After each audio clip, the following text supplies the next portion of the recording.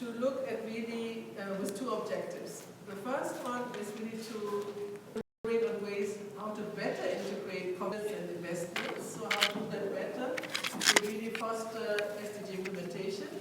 And the second one is to look at further synergies, efficiency gains, partnerships around the poverty environment nexus to make sure we work together and we don't duplicate efforts, but rather really learn from lessons learned and learn from each other. So that's with this kind of two objectives. I would like to give the floor to my dear colleague Elliot Harris, who is the director of the Environment Management Group and also our Assistant Secretary General for UN Environment. So Elliot, please provide us some opening comments. Thank you very much. Thank you very much. And colleagues?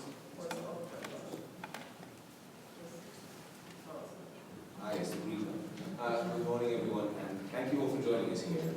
Let me start by thanking Susanna and our colleagues here in UNICEF for so graciously hosting us in this room. I have some very fond memories of discussions that take place in the bowels of UNICEF.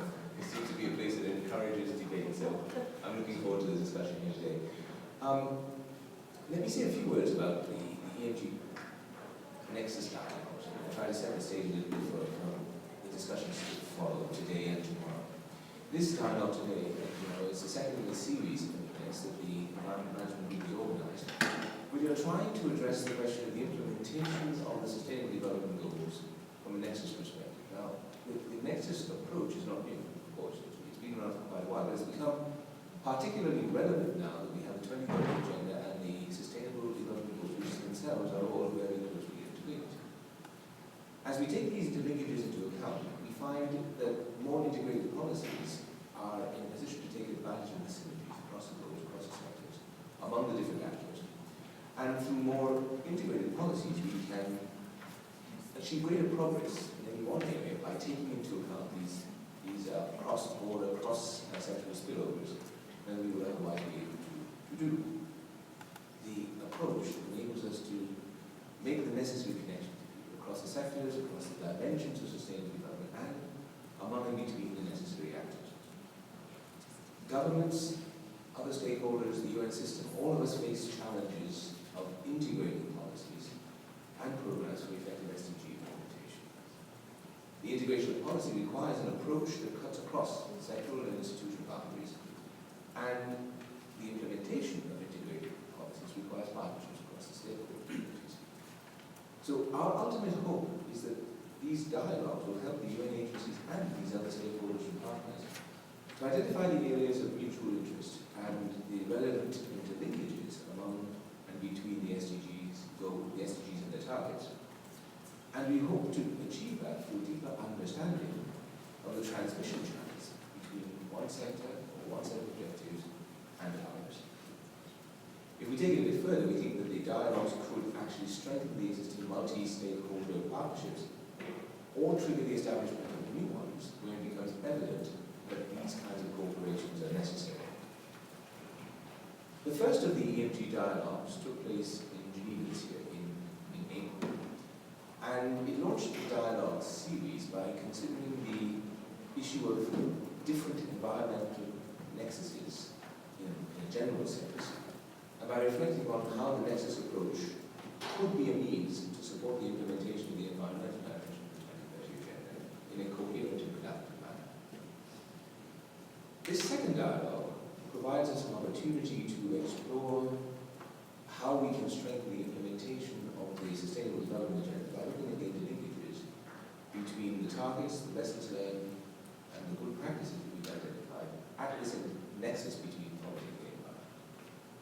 We hope to identify the potential for further synergies and efficiencies and partnerships at this nexus and reflect on ways to better integrate poverty and the environment simultaneously into policy making, legislation, investments, and the budgetary process. One might ask, well, why the choice of the poverty and environment? From my perspective, I think it's a particularly useful choice because it can serve as a sort of natural conceptual bridge between the Millennium Development Goals and their very tight focus on poverty reduction, and a much more holistic approach that is represented and incorporated in the Sustainable Development Goals.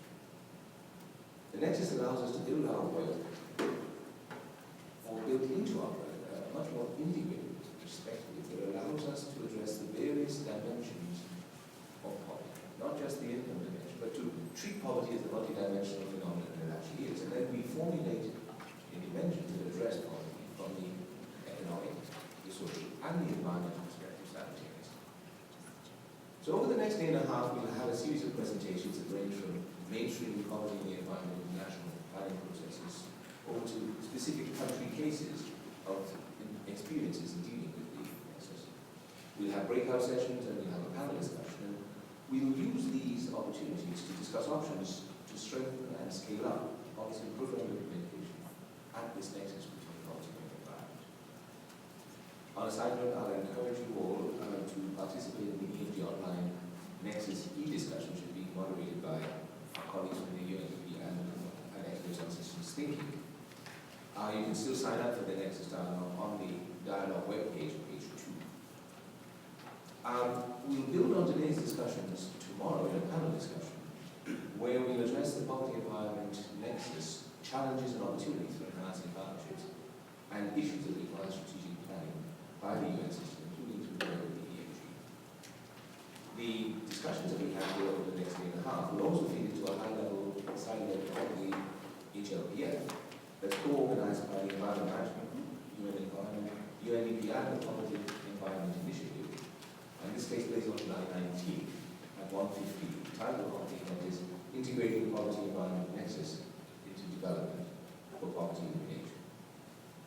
Let me end by thanking UNDP, UN Environment's Poverty Environment Initiative for supporting the second dialogue specifically. And thanks also to the Stockholm Environmental Institute for continued partnership with the EMG throughout this Nexus Dialogue series. Special thanks also to the government of Switzerland for sponsoring the Dialogue series. Let me pass it back to you, Isabel. Thank you very much. Thank you very much, Juliet. I think that was a very nice introduction, leading us already into some of the topics that we'll discuss today. I would like now to give the floor to Susanna Sotoli, the Deputy Director of the Program Division here at UNICEF, who is kindly hosting us. Thank you so much.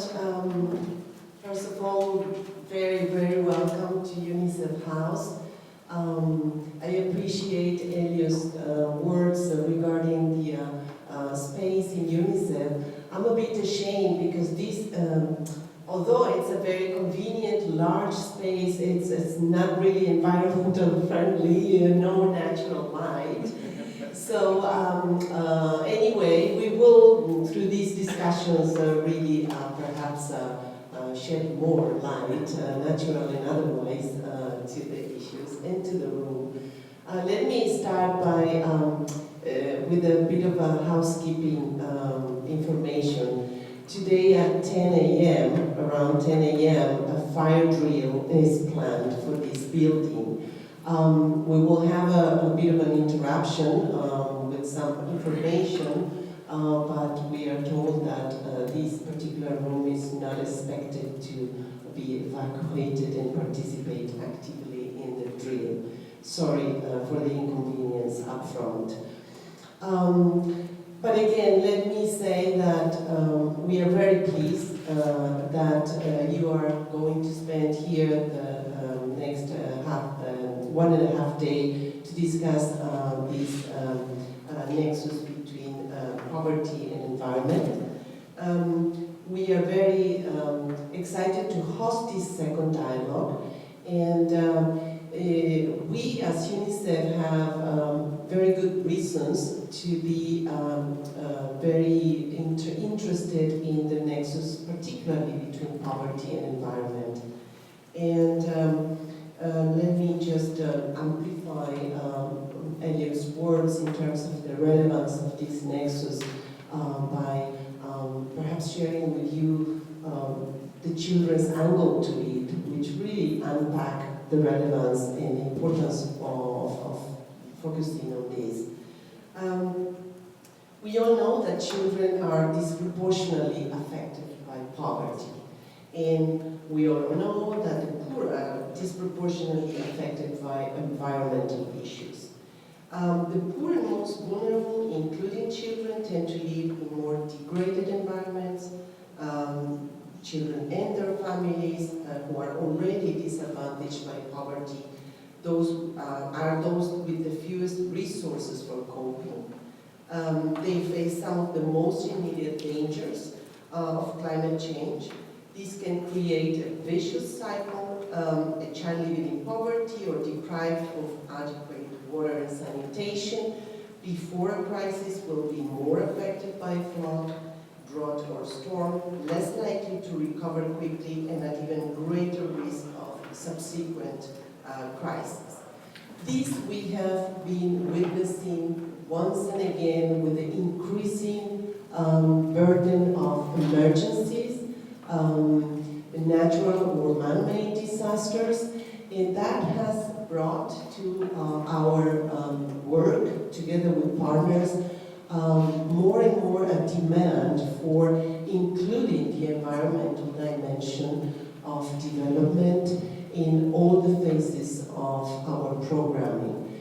This is, of course, exploratory and sometimes more advanced in some other areas, but as an organization, we do feel that we need to learn more with partners on how to integrate better this dimension and how to leverage our assets, our knowledge in terms of addressing the complexity of these issues with new evidence, but also with the solutions that we know are already in place. And I'm thinking, for instance, in our work in the area of water and sanitation, in emergencies, but also in development context. And we are very keen, and we are just wrapping up our new strategic plans for the next 4 years, keen on working much more intersectorally, and that's why this Nexus approach makes a lot of sense in many areas of our work. We are trying to really strengthen this Nexus between humanitarian and development work. We are trying to strengthen the Nexus between sectoral and cross-sectoral work, strengthening cross-cutting areas of work, and the work on emergencies, but also on the environment, on gender, are some of these examples. And just to, again, stress the relevance of the discussions that you will be undertaking these 2 days, just to give an example again on how important it is from our angle, children and children's well-being, this nexus. We have issued a report last year on air pollution in children. That has sparked discussions within our organization, but also with partners, because, you know, just to share with you some of the statistics that was kind of at the center of that report. Up to 88% of all deaths from illnesses associated with outdoor air pollution, and over 99% of all deaths from illnesses associated with indoor air pollution occur in low and middle income countries. And over 1 billion children live in homes where solid fuels are used in cooking and heating. So these are striking figures that, of course, can not leave us just ignoring, but quite different, quite contrary, trying to activate the interest, the engagement of our country offices to support more and more partners to take actions on this.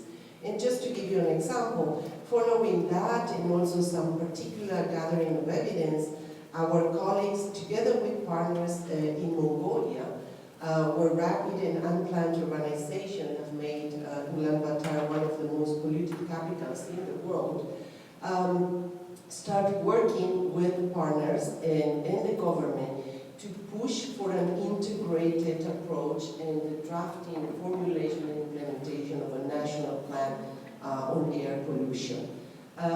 What perhaps I'm trying to convey to you is that we do think that from each of our mandates we can find a very effective angle to bring the environmental dimension in a more integrated and cross-cutting way to our work.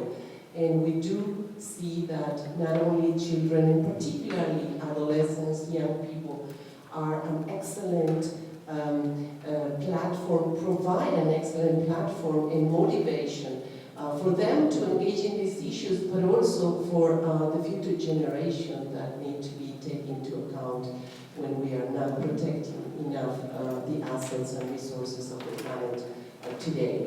So let me just say that,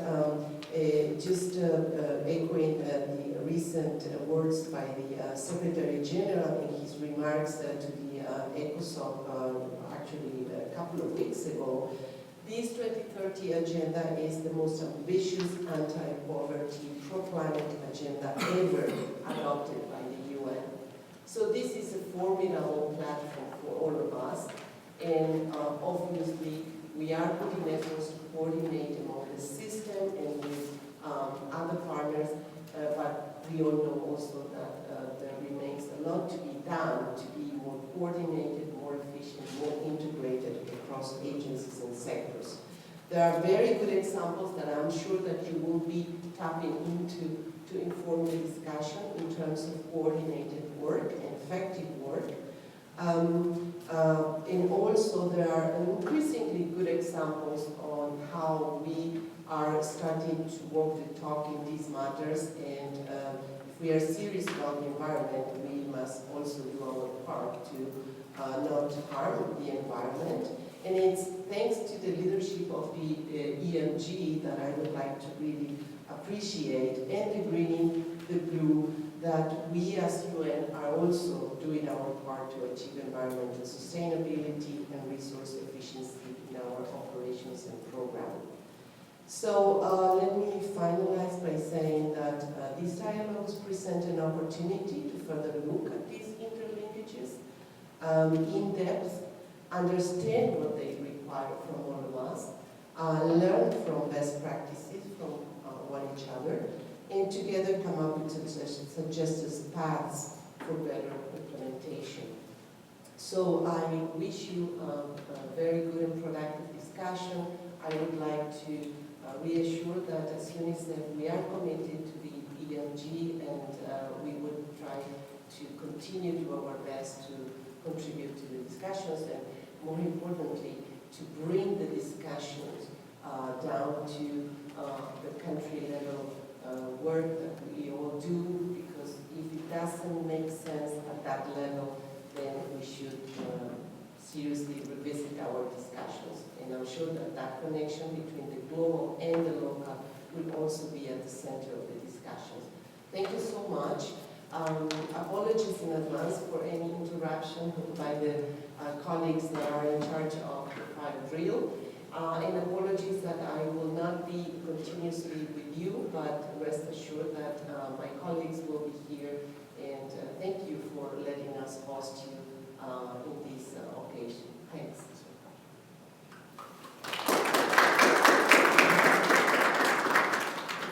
Many thanks, Susanna. I think you already set the stage also to explain that poverty is not a monetary term only. It is really a multidimensional, complex situation, and I'm sure that during the day we will have hear from many of the colleagues and experts here in the room to what are the dimensions of poverty that are really linked to environment.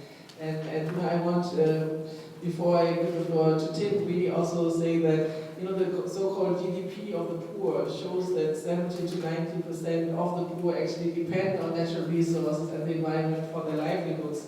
So there is a very strong correlation, and it's important to really build on that when we want to have really sustainable poverty and education, and not just kind of talk about poverty in a monetary terms. Yeah? So thanks, Susanna, for that as well.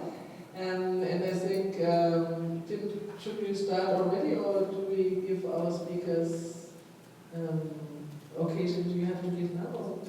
I would love to. Yeah. So thank you very very much, Susanna. And Elliot, you stay with us for a while. Perfect. Okay, good. So Tim, please. Tim, the senior environmental advisor of UNDP, will now talk a little bit about the mainstreaming poverty and environment linkages into development planning.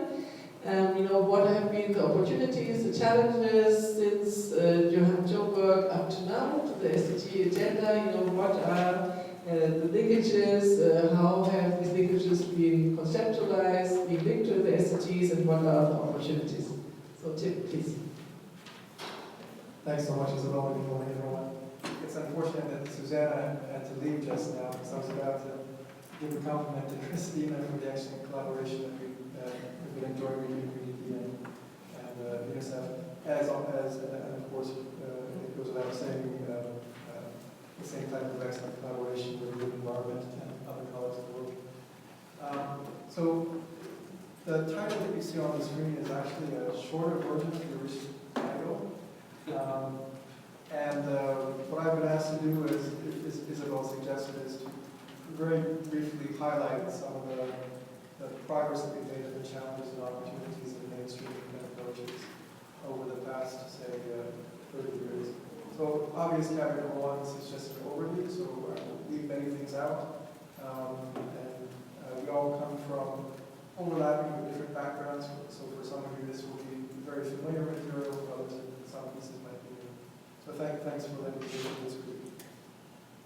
And lest we forget why we're here, it's about the people who are not here and not enjoying the things that we often complain about, including being too cold in this room, or having to have our coffee late in the morning. So throughout the presentation, you'll see reminders of why we're really here. So briefly, all with an idea to know how far we've come and how far we have to go. We talked about concepts and definitions, challenges, and the opportunities that the SDGs and other global frameworks have for enhancing our mainstream work. So just a bit on concepts and definitions. These are not new for many of us, but they reflect how much we've grown as a global community and how we address the poverty-environment nexus. So income-based poverty, we know the statistics. Over 700 million people who are income poor, considerably more, a larger number if you look at those who are nearly poor or slightly above that poverty line. We also know that Isabel and I think Susanna also mentioned the importance of multidimensional poverty. So as much as income is important, there are other dimensions of well-being that are important to our work in the poverty environment nexus. These are captured by the concept of multidimensional poverty. In short, it's about livelihoods and well-being and how that's affected by issues of health and nutrition. Oh, sorry, yeah. Missed my first pictures. Am I clicking the wrong way? I'm clicking on the one. There you go. And one more, please.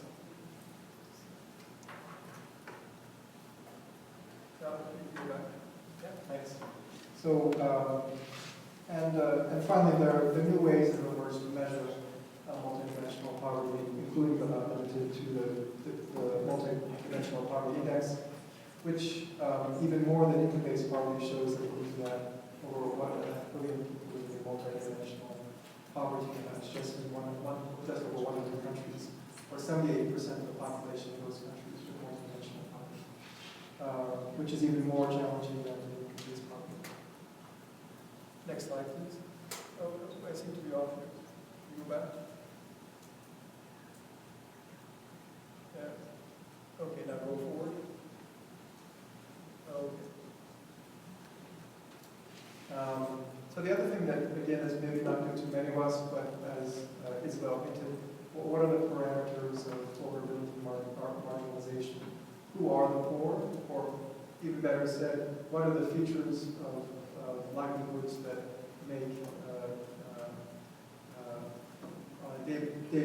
life difficult on a day-by-day basis for women and men and children?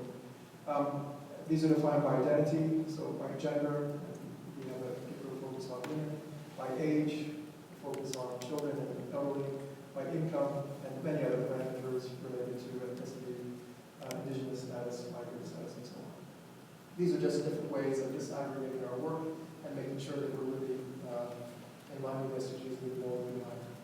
Other basic parameters, geography and location, so particularly rural areas, but also urban slums, and areas defined geographically by different type of ecosystems, which can prove challenging to livelihoods.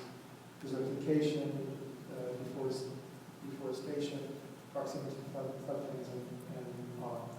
Other clear parameters we need to think about are type of employment, formal and informal employment, how much families and communities are engaged in political and economic processes, and of course shocks related, in this case environmental shocks related to forced migration, long-term migration, natural disasters, environmental degradation, and climate events.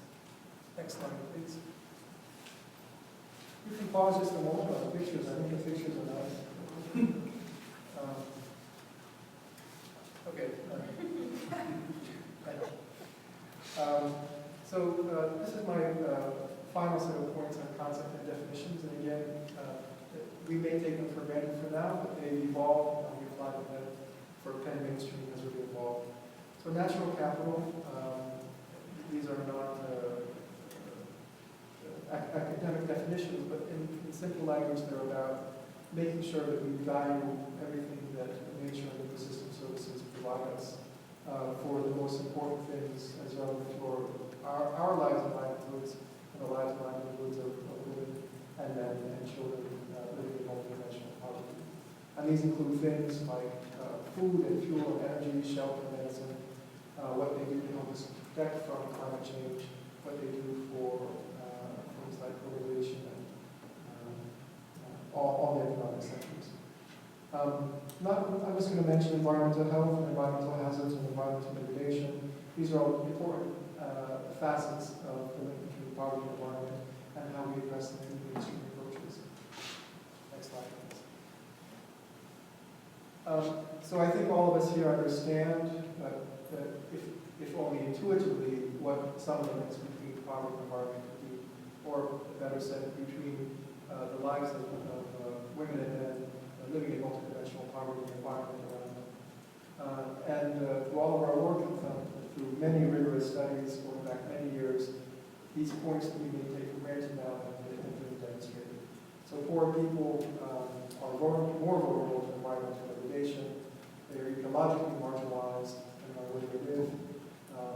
And a majority of the poor, particularly those in the rural areas, depend on natural resources for subsistence and generation. Next slide, please. Next. I kind of like the pictures, because otherwise the facts of my presentation are quite funny. But also important. So what are the pen challenges? What are the challenges that we have?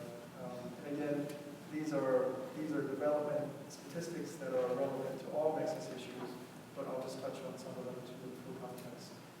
So we know that the Earth's planetary boundaries have been pushed for limits, both due to climate change and environmental degradation.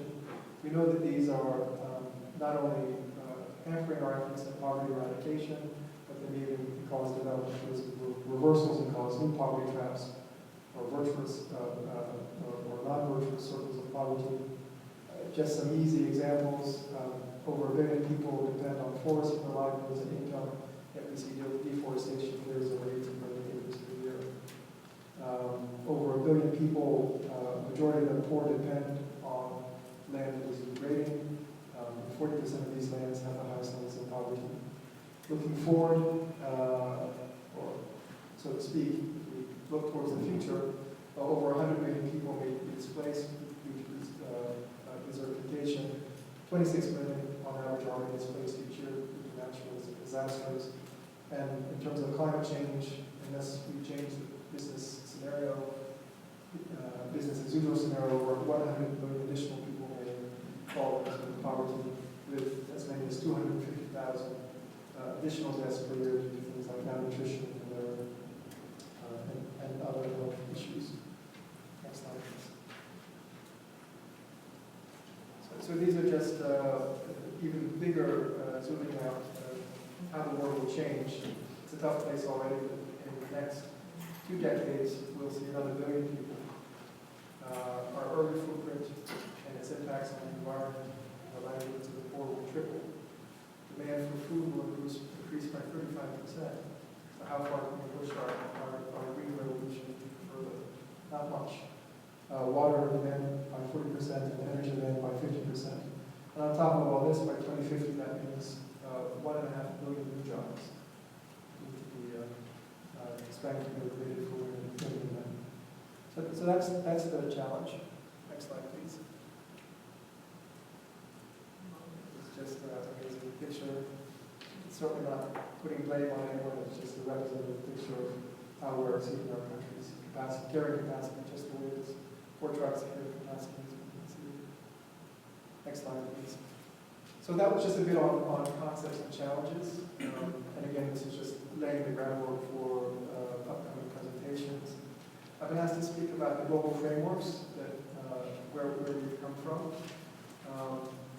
So we've seen quite a few of the global events which have led to conventions and new approaches and new financing and new partnerships. I won't go through all of them, but arguably one of the key starting dates was the Stockholm Declaration in 1972. We had the Brundtland Commission report in 1987, the original Rio Declaration and the Rio Conventions in 1992. Of course, we had the SDGs, the Learning Declaration in 2000, Rio Plus 20 again in 2012, and then since then a range of international conferences which reaffirm and strengthen the global mandate for pen work as we know it today, including, of course, the SDGs, but also related conferences around disaster reduction, financing for sustainable development, and the Paris Agreement. Often in this list of things, many things are left out. I'll just add one related to human rights, linking up the human rights conventions and environment and poverty.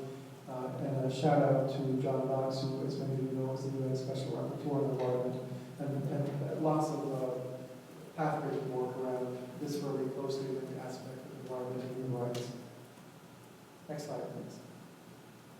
So I'm not going to dwell long on the 2030 agenda because I know our next presentation will take us much more in depth, mapping out the Nexus issues in line with the SDGs.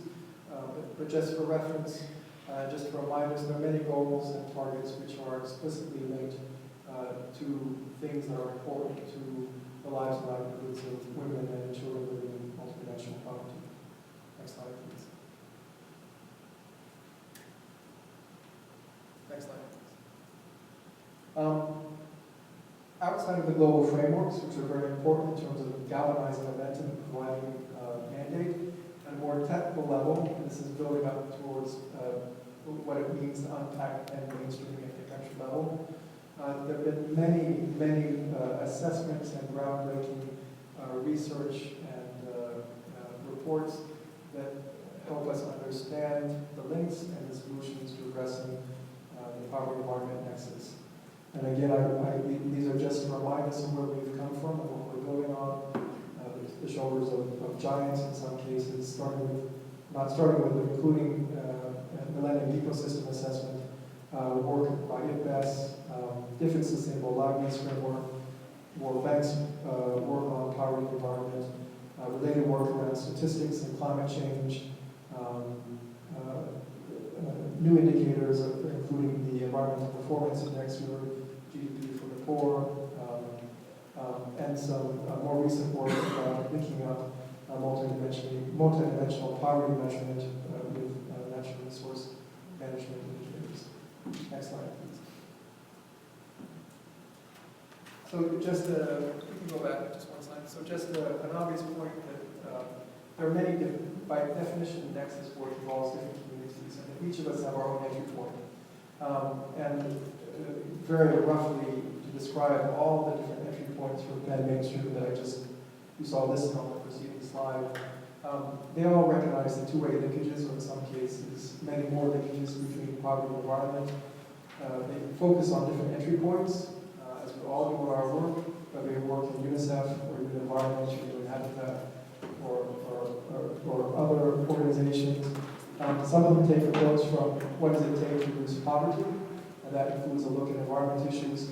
For some of them, the entry point is what does it take to reduce environmental degradation, and to do that, it's also important to look at protocol issues. Next slide, please. And the next slide. So this has been going up to Penn mainstreaming and what is happening at the country level. And we'll be hearing many presentations which will go into give much more specific examples. But this is just setting the stage for those presentations, and I'll be talking about the work of the UNDP UN Poverty Environment Initiative, as well as the more closely related work of and Isabel wants me to mention a book which I can't quite see the title of here, but she will tell us. The handbook you mentioned. Oh yeah, I'll let you know. There's some advertisement, that's the poverty environment on the handbook with all the different tools of poverty environment they can use. I'll We mention, have Spanish and French and English versions. and there's a special discount for everyone here in the room. And then I will also be talking just briefly set the stage about closely related partnership, the Poverty Environment Partnership. The secretary of which is IIED, Thomas here, and also their publication, get the plug out, is Getting to Zero. I'll talk about that briefly. So the short message is that through programs like the Poverty Environment Initiative and many others, and partnerships like the Poverty Environment Partnership, a lot has been done to unpack what it takes at the country level, at the subnational level, at a community level, through programming and policies to get this Nexus work right. We're here today coming together for the first time, building on the significant work. Much of the lessons learned from this work are in the handbook that Isabel held up. I will just mention the main entry points and then leave it to others to share country examples. And in short, Penn mainstreaming at the country level is about, of course, finding the entry points and making the case for why this is important and what it means. It's about integrating poverty and environmental concerns into national planning, budgeting process, including with, but not exclusively, central ministries of finance and planning and economy. Of course, also with ministries of environment and many other actors. And it's also about integrating these concerns at the sectoral and subnational level, again, through planning and budgeting and marketing. With the role of private investment, particularly critical to complement public investment. Next slide, please.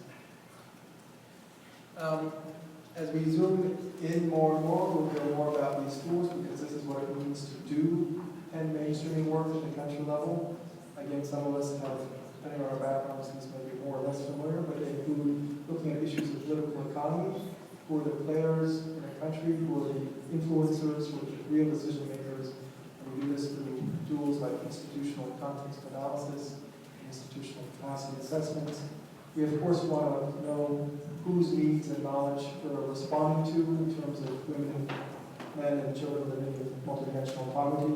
And through this, we have tools, standard tools, but basically looking at poverty and social impact assessments, vulnerability assessments, mapping out who is living in poverty and why and where.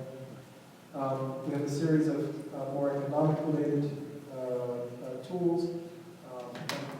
These include economic valuations, expenditure reviews, traditional cost benefit analysis, and things related to environmental and fiscal reform. This is just a snapshot of some of the main tools that are key to mainstream work.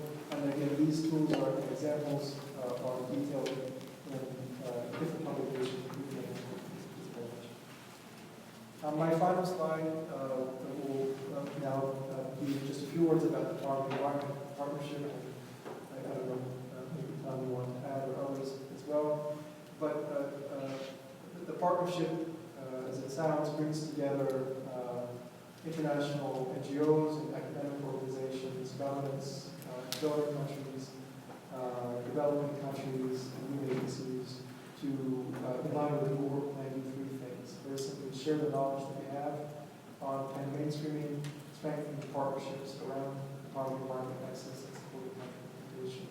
And the paper I mentioned, this is my final point, it's called Getting to Zero. And that simply means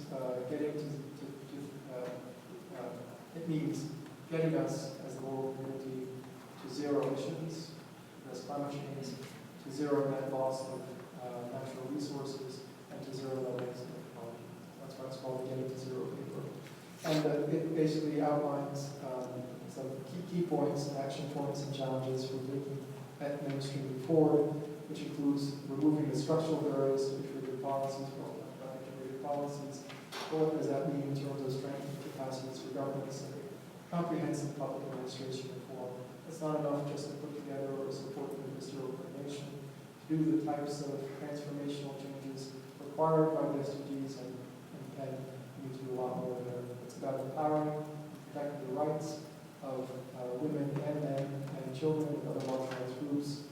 It's about getting our messages and metrics aligned. And finally, it's about, I'll stop here, it's about adapting what we've already done well in certain environments and more challenging contexts like conflict and crisis contexts. I hope this has been useful to the world forward very quickly. Thanks for your attention.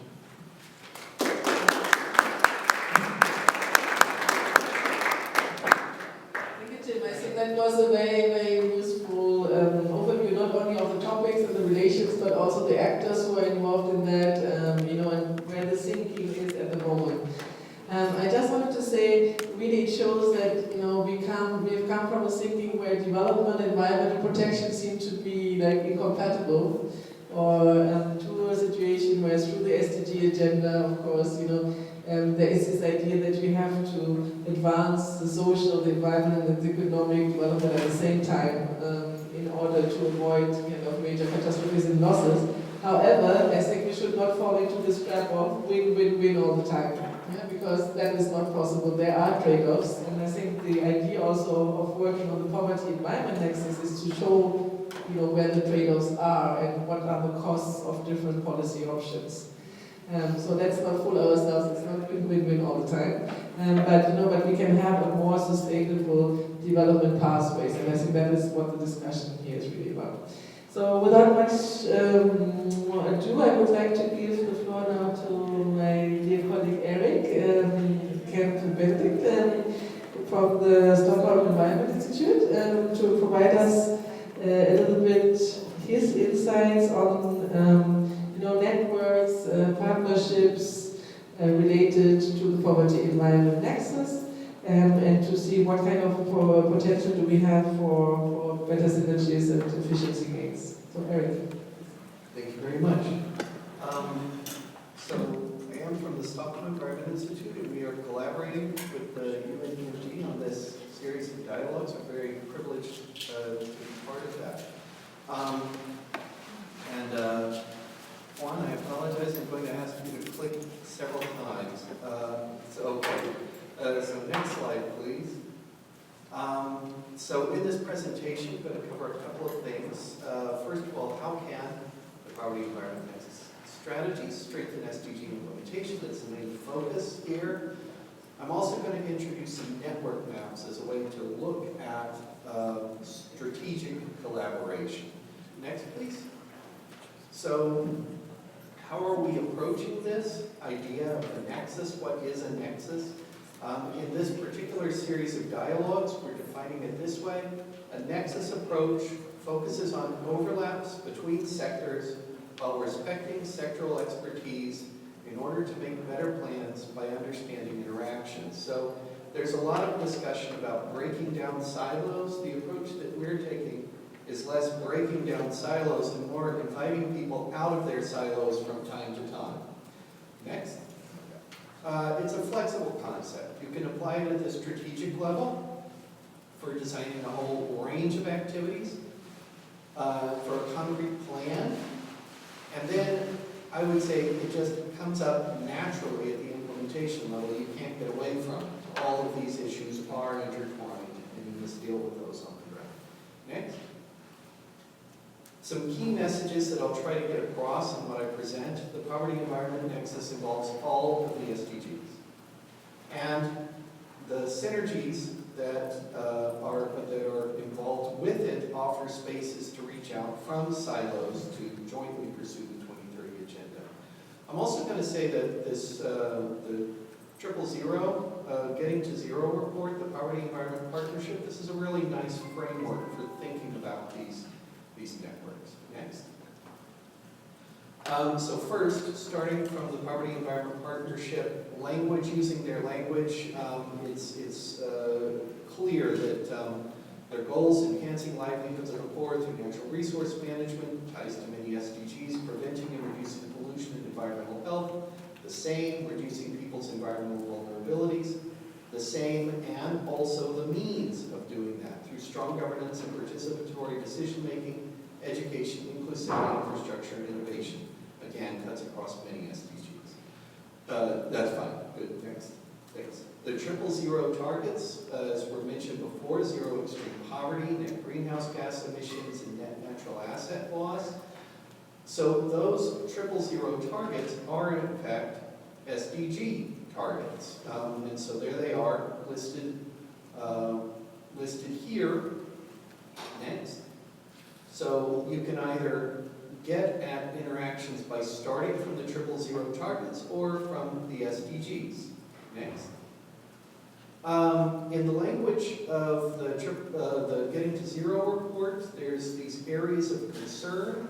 We were looking for a shorter word, and we're using synergies. It's not perfect, but that's what we're using. This is adapted from those. We made a few modifications, but basically this is from the Getting to Zero report's areas of concern. These are shared areas where people can come together and collaborate. So the 000 targets and synergies then offer a bridge between silos. So in this example, I'm starting from economic development. You can see a little golden circle at the top, and then this is all the primary and secondary interactions that arise from that. Next. And so picking one in particular, target 2.3, to double agricultural productivity and incomes of small-scale food producers, etc., that connects to agriculture. Next. But it also connects to vulnerable communities. Next. And also through agriculture, it indirectly connects to ecosystem protection. So once you start, if your focus is economic development and you're focusing on 2.3, then you've got natural areas of collaboration with agriculture, vulnerable communities, and also indirectly through to ecosystem preservation. Next. I also wanted to point out that, like nearly all the targets, they cover all three pillars of sustainability. Pick out some of the words here, and you can see the environment, the economy, and society. Next. When you look at all of them together, you can see, I mean, I don't want, this looks overwhelming, but the point is you can start from any of these, and there's a wealth of interactions and potential areas of collaboration here. Next. And this fits with the Poverty Environment Initiative's strategy, in which linking poverty environment mainstreaming to policy issues that are high on the list in countries and international organizations: economic growth, job creation, poverty reduction. You start with that, and that gives you an entry point. So these interactions are crucial. Next. You can start, as I did before, from one of these synergies, but you can also start from an SDG. In this case, I chose no poverty. Next. And so through, for example, target 1.5, it connects over to environmental resilience. Next. You can also start from an EMG member. In this case, UN Women. Next. Which does connect to that target 2.3 that I mentioned before. So that goes, this is UN Women, but it goes to agriculture and also vulnerable communities. And then also through target 4.7, which focuses on education, it links to sustainable development. Next. So in conclusion, Poverty Environment Nexus involves all of the SDGs, and it offers spaces to reach out, numerous spaces. This Poverty Environment Partnership, Getting to Zero report, offered a really nice framework for thinking about these interactions. And I would like to argue that these network maps can assist Poverty Environment Initiative, but also others in the room, you and EMG member organizations, through seeking opportunities for interdisciplinary and stakeholder-informed research and policy engagement, pursuing integrated strategies, partnerships, funding, and network building across scales. Next. Finally, I just wanted to say that if you wanted to look at these, explore some of these networks yourselves, those network maps were generated by a tool that's available online for exploring collaboration. Thank you very much.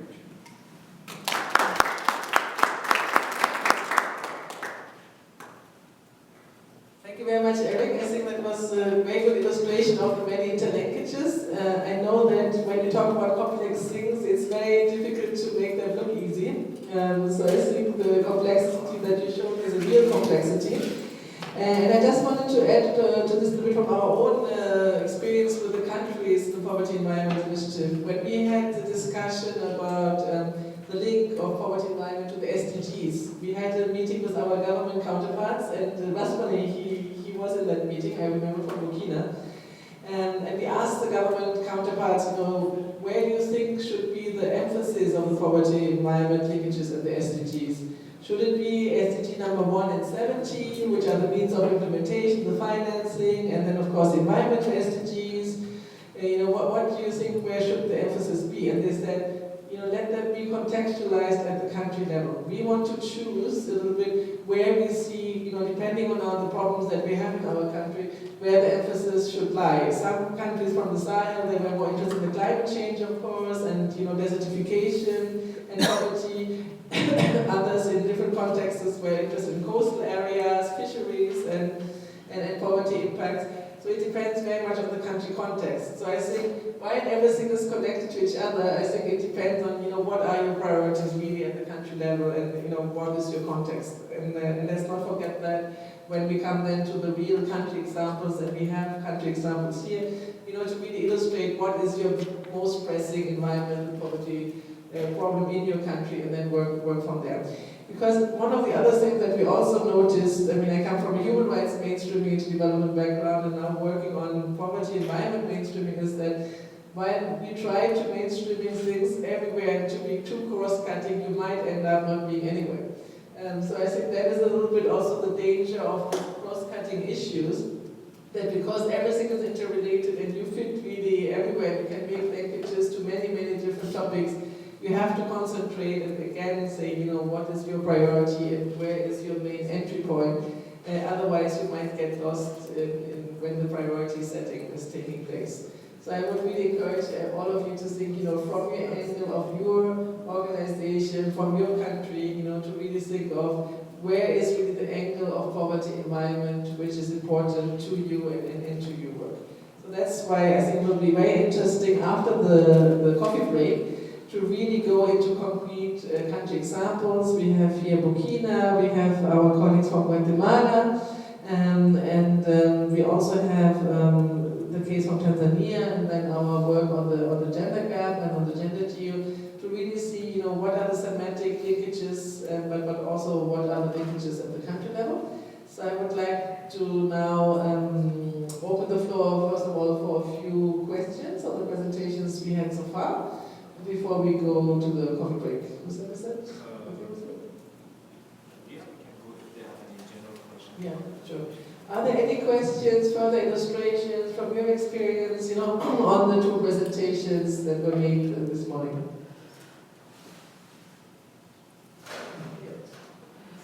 Just to follow up on what you just said, Isabel, there has to be a certain amount of prioritization and careful choice of the entry point. And I'm hoping that it will come out of the country presentations how that choice is made, how do countries decide what is the most important aspect we need to address first, and how does one take into account the subsequent consideration of other aspects of the problem? How do you build that in to your initial focus, even though the initial focus may be a very clear priority, so that you don't exclude the subsequent consideration of other dimensions of the problem? But Perfect. And let me just add to that, because I asked the speakers, especially Guatemala, not only to discuss also the theoretical linkage in the planning, but to really tell us, because now they're in a situation where there is a social movement, wanting change in the country, how do you use the local actors and the social demand to really push for these issues? Because, in a theoretic way, we can make all these nice flashes and arrows saying, economic opportunities will lead to more sustainable production and poverty eradication. In theory, that's fine, but in reality, in most countries that hasn't happened. Economic growth has not been trickling down to the poor. It has not led necessarily to better environmental protection. So, these linkages are not automatic. And who are the actors and what are the kind of legislation, the investments, the social mobilization you need to really make that happen? Because otherwise it will not happen automatically. So I really hope that our presenters will be talking about these challenges and the real life, and not just kind of put all these nice arrows on how things could potentially be linked. We really want to know from your country experience, from the experience of your organizations, what have been the challenges, how has that worked or not worked, and what kind of additional energy and synergies do we need to really have to make that work, so that it goes into a positive dynamic and not into a negative dynamic. Yeah, so let's have now a coffee break. I think we'll have 20 minutes, 15 minutes? 15 minutes. Yeah, 15 minutes coffee break, so we meet here again. Let's say at 11:05, yeah? Okay, enjoy your coffee break.